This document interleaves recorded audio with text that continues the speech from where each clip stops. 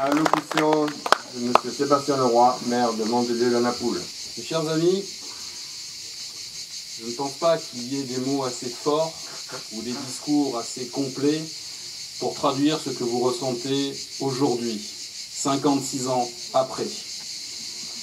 Vous étiez français, entière française, dans un pays que vous aimiez, que vos ancêtres ont construit, ont bâti, que vos parents ont porté, dans lesquels vous aviez tous vos espoirs.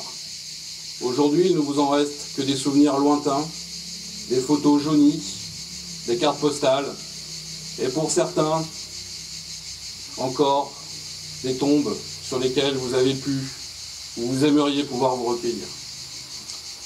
Depuis 56 ans, les commémorations qui se tiennent dans la France entière, de manière souvent discrète, se plaisent à souligner la difficulté ou les souffrances. Mais souvent, on oublie de parler de la réalité. Souvent, on oublie de mettre les mots justes sur les faits et les actes.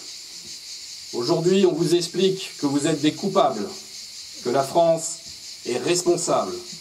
Ces propos gravissimes sont repris parmi ceux qui se présentent comme les élites de la nation, parmi ceux qui prétendent pouvoir gouverner la nation. Dans leur idée, nous devons mettre le genou à terre, nous devons baisser la tête. Mais pourquoi? Pour quel retour? L'humiliation? Pour être insulté? Pour être bafoué? Et aujourd'hui encore sur le sol ancestral de la nation? Pourquoi? Pour avoir bâti un pays qui n'existait pas? Ou avant que nous arrivions, les lois de l'esclavage s'appliquaient? Repère de pirates et de barbares sur une terre colonisée par l'islam au 7e siècle? Aujourd'hui, nous qui avions bâti cette terre, où tous étaient égaux, car aujourd'hui, combien de chefs rebelles regrettent, comme cela a été rappelé très justement, le temps non pas de l'occupation, mais de la présence française. Présence généreuse, bienfaitrice, protectrice, qui a fait naître un beau pays. Qu'en ont-ils fait depuis? Que deviendra l'Algérie bientôt? Aujourd'hui au bord de l'effondrement, déchirée par des luttes intestines. Et ce seraient nous les coupables? La France? Les pieds noirs? Les harkis? Ceux qui, sans distinction de race ou de religion, ont bâti pierre par pierre, se sont investis, ont incarné cette terre qu'ils voulaient non pas possession, mais terre de France, dans le plus beau des aspects que cela peut recouvrer, c'est-à-dire une terre de lumière, une terre de progrès, une terre d'égalité. Aujourd'hui, la reconstruction de l'histoire par ceux qui se présentent comme les penseurs, seuls détenteurs de la justice et de l'idéologie bienfaitrice universelle, qu'on les appelle par leur vrai nom, à l'époque des traîtres, aujourd'hui les faibles, ceux qui conduisent le pays dans les mêmes errements et vers la même catastrophe qui s'est arrivée il y a 56 ans.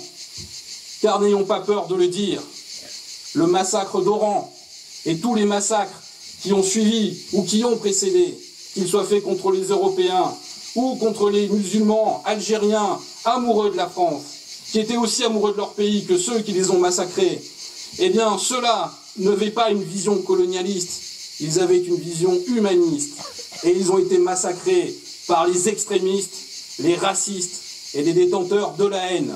Ceux-là même qui aujourd'hui viennent sur notre sol nous donner des leçons et un jour espérer nous asservir. Il est grand temps que la France se réveille, que nous déchirions ce voile de pensée unique, que nous balayions la faiblesse et que nous soyons français, dignes héritiers de cette nation. Nous le devons à la fois pour tous ceux qui nous ont précédés, et vous, pieds noirs, vous le devez essentiellement pour vos ancêtres, vos parents, pour nos soldats qui sont tombés, pour leurs frères d'armes, pour nos camarades harkis qui sont également tombés, et pour que la France redevienne cette grande nation qui défend des valeurs, mais qui les défend fermement, et qui écrase, et je n'ai pas peur d'employer ces mots, sans faiblesse ni pitié, tous ceux qui se dressent contre elle, car ils se dressent contre l'humanité. Donc vive l'Algérie française, vive Oran et vive les pieds noirs. Merci. Merci, monsieur le maire, pour ces paroles justes et appréciées. Gerbe de monsieur le maire et de la municipalité de Mandelieu-la-Napoule, déposé par monsieur Sébastien Leroy, maire de Mandelieu-la-Napoule, accompagné de Patrick Scala et Muriel Berga.